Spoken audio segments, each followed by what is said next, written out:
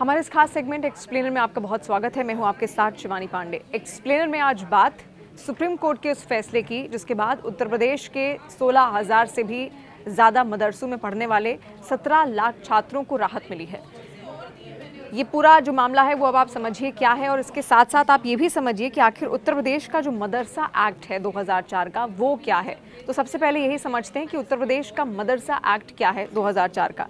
दरअसल ये जो एक्ट है ये मदरसों की जो शिक्षा व्यवस्था है उसको और ज़्यादा बेहतर किस तरीके से बनाएं उसके लिए ये प्रयासरत रहता है, और इसी के साथ साथ जो छात्र हैं उनको उच्चतर शिक्षा दी जाए, शिक्षा के क्षेत्र में और ज़्यादा विकास कैसे हो और आधुनिक शिक्षा से उसको कैसे जोड़ा जाए, इन तमाम क्षेत्रों में ये उत्तर प्रदेश में जो मदरसे हैं वो काम करते हैं।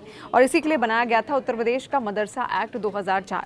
लेकिन फिर बाद में ये आरोप लगने लगे कि इनको बाहर से फंडिंग आती है, और साथ साथ ये भी आरोप लगे कि जो धर्म निरपेक्षता के सिद्धांत हैं उसके खिलाफ ये बच्चों को पढ़ाई कराते हैं, और इसी वजह से ये पूरा मामला कोर्ट में चला। इलाहाबाद हाई कोर्ट ने अब इसको लेकर क्या फैसला दिया था वो भी आप समझिए। इलाहाबाद हाई कोर्ट में लंबी जो सुनवाई है वो चलती है, और उसके बाद इलाहाबाद हाई कोर्ट इन मदरसों को असंवैधानिक घोषित कर देता है। जिसके बाद असंवैधानिक तो घोषित किया ही, और इसके अलावा कोर्ट ने भी ये कहा कि धर्म निरपेक्षता के जो सिद्धांत हैं मदरसे उसका उल्लंघन करते हैं। लेकिन आज ये मामला सुप्रीम कोर्ट तक पहुंचता है, और आज सुप्रीम कोर्ट ने इस पर फैसला दिया है जिससे 17 लाख छात्र ऐसे हैं जिनको राहत मिली है जो इन मदरसों में पढ़ा करते थे।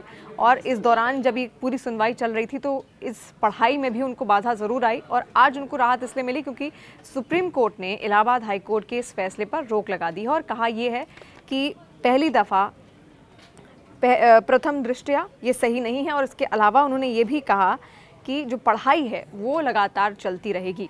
तो आपने ये भी समझा कि उत्तर प्रदेश का जो मदरसा एक्ट है वो क्या कहता है। और उसके साथ इलाहाबाद हाई कोर्ट में जब ये मामला चला तो इलाहाबाद हाई कोर्ट असंवैधानिक घोषित कर देता है तमाम मदरसों को, और उसके बाद फिर पूरा मामला सुप्रीम कोर्ट तक पहुंचता है। और सुप्रीम कोर्ट ने फिलहाल इलाहाबाद हाई कोर्ट के ये जो फैसला उसकी ओर से आया था उस पर रोक लगा दी है, यानी कि मदरसों की जो पढ़ाई है वो लगातार चलती रहेगी।